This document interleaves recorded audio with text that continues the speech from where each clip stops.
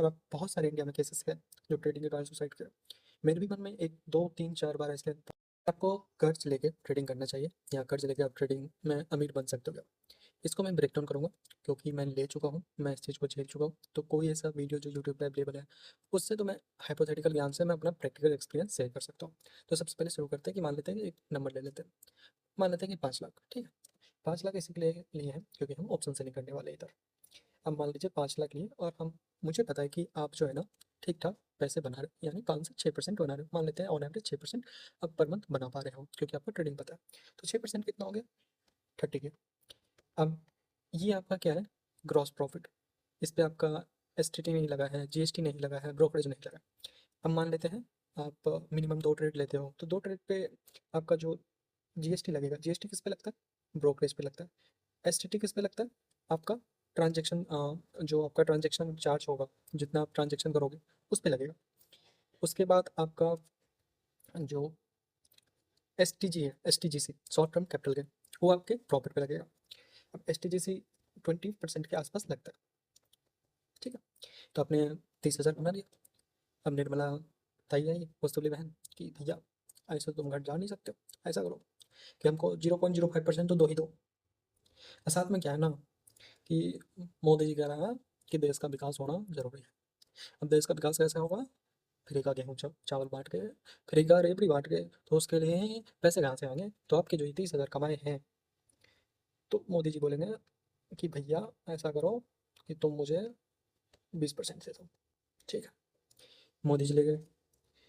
निर्मला सीतारमन दीदी बोली कि ऐसा करो, अ, मुझे भी कुछ परसेंटेज दे दो। तो बोले ठीक है भैया, क्या ही कर सकते हैं। तो आपने 0.5%, 0.05% निर्मला सही को दे दिया, ठीक है? अब यहाँ आपका लगभग जो सारे चार्जेज है ना, सारे चार्जेस का 2% के आसपास आपके चले जाएंगे, आपके प्रॉफिट का 2%, मान लीजिए 2-3% आप जितने भी बनाए उसमें आपका जाएगा, जो भी आपका कैपिटल उस पर चले जाएगा। तो अप्रॉक्स आपका जो 30 के है, उसमें आपका आई थिंक मैं कंसिडर कर लेता हूँ 20 के बच गया, ठीक है? अब 20 के तो तब है ना जब आपका निर्मला ताई दीदी और मोदी जी लेके चले गए। अब आपका जो सेठ धनराज है, वो जिससे आपने पैसा लिया है 5 लाख, वो भी तो बोलेगा मुझे भी चाहिए अपना। अब वो क्या किया, आपको 12 या 13% पे दिया, या आपने किसी बैंक से ईएमआई या पर्सनल लोन कुछ भी लिया। अब सेठ धनराज से लेंगे तो वो 24% पे देगा पूरे ईयरली का। और कोई बैंक से लेंगे तो पर्सनल लोन लोगे ना 60 to 80% आसपास पर ही जाता है। अगर आप सारे चार्जेस कंसिडर करोगे तो वो भी 20-22% पर जाता है। तो मतलब 5 लाख पे आपको मिनिमम जो है ना 8 से 9 हज़ार इंटरेस्ट पे करना पड़ेगा। अब ये सारे चार्जेज अब तब दे पा रहे हो ना जब आपका मंथली क्या हुआ, पॉजिटिव में गया। किस में गया? पॉजिटिव में गया। अब मान लेते हैं कि कुछ दिक्कत आ गई। क्या आ गई? दिक्कत आ गई। और क्या हुआ कि आपका मार्केट लाल हो गया, आपके अकाउंट लाल हो गया। अब अकाउंट लाल हुआ है, पर निर्मला ताई तो बोलेगी पैसे तो चाहिए मुझे। अब मोदी जी बोलेंगे "अब तुम्हारे अकाउंट लाल होने से मेरा देश लाल नहीं होना चाहिए, तो भाइयों बम बंधु हमें पैसे चाहिए।" अब सेठ जी है ना, सेठ जी कौन से माफ करने वाले? सेठ जी बोले कि भैया हमको भी इंटरेस्ट चाहिए, बिना इंटरेस्ट का मैं तो नहीं छोड़ने वाला। अब एक लाली माने, जो आपका 1 महीने का जो लाल है, ये जो लाल है वो आपको पूरा लाल करके रख दिया। आपका इंटरेस्ट लग रहा है, सब कुछ लग रहा है, बट आपके अकाउंट में पैसे नहीं आए। अब क्या करोगे आप? अब जो आप ट्रेड लोगे वो लॉजिक के हिसाब से नहीं लेने वाले। यहाँ आपका लॉजिक काम नहीं करेगा।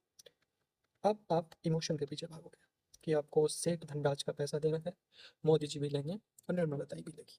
और घर जो आपका है, आपका भी तो कुछ एक्सपेंसेस होगा, कुछ तो होगा, वो भी तो जमा करना है, वो भी तो देखना है। इन सारों के बीच आप जो है ट्रेड जो है फोर्सफुली लोगे। जब आपका सेटअप नहीं बनेगा तब भी आप ट्रेड पंच करोगे। उससे क्या होगा कि आप अपना जो एज है मार्केट में वो खो दोगे। और जैसे ही मार्केट में आप अपना एज खोगे, आप अपना लॉस 5 गुना कर दोगे और ये सारे पैसे आपके चले गए। 1 महीने के नेगेटिव ने आपको सीधे 5 लाख माइनस माइनस कर दे। अब पहले आपने लोन लिया, फिर ये जो लोन है वो डबल हो गया। अब आप होपलेस हो जाओगे और आप कुछ नहीं कर पाओगे, और यहाँ आपको सुसाइडल थॉट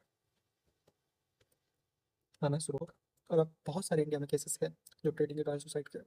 मेरे भी मन में 1 2 3 4 बार ऐसे बहुत सुसाइडल थॉट आ चुके हैं, and I face it, so I can say it कि हाँ मैंने फेस किया है। और ये चीज़ें बहुत बड़ी है, आप सोच भी नहीं सकते हो क्या होता है, क्या बीतता है अपने आप पे जब जो कर्जे वाले पैसे। तो हो सकता है कि बहुत सारे जो न्यू बिगनर्स आएंगे मार्केट में, उनको लगेगा कि नहीं भाई मैंने ट्रेडिंग सीख ली है, एंड मैं क्या हूँ ना, मैं बहुत परसेंटेज बना सकता हूँ, ये क्या ही है छोटे मोटे परसेंटेज में, तो बड़ा परसेंटेज बनाऊंगा। ट्रेडिंग वेडिंग बेस्ट सॉल्यूशन है, कभी भी डेप्ट मत लो, मत लो। यही बेस्ट तरीका है मार्केट से बचने का, खुद का ही ऐसा सुसाइडल थॉट से बचने का बेस्ट तरीका है, मत लो भाई। नहीं कर पाओगे, मार्केट का प्रेशर होता है, सब कुछ का प्रेशर होता है, उस प्रेशर के बीच तुम सर्वाइव नहीं कर पाओगे।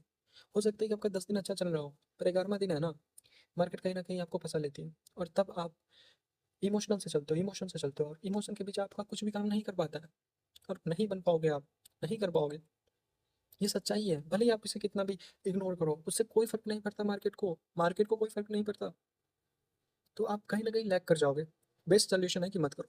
अगर आपको वीडियो अच्छा लगा हो तो भाई लाइक करो, सब्सक्राइब करो, शेयर करो, क्योंकि भैया मैं भी गुजर चुका हूँ, और मैं चाहता हूँ कि कोई भी नया आदमी आए इन चीज़ों में ना फंसे, चीज़ों से बचे, बेहतर चीज़ों को जान के वापस आए।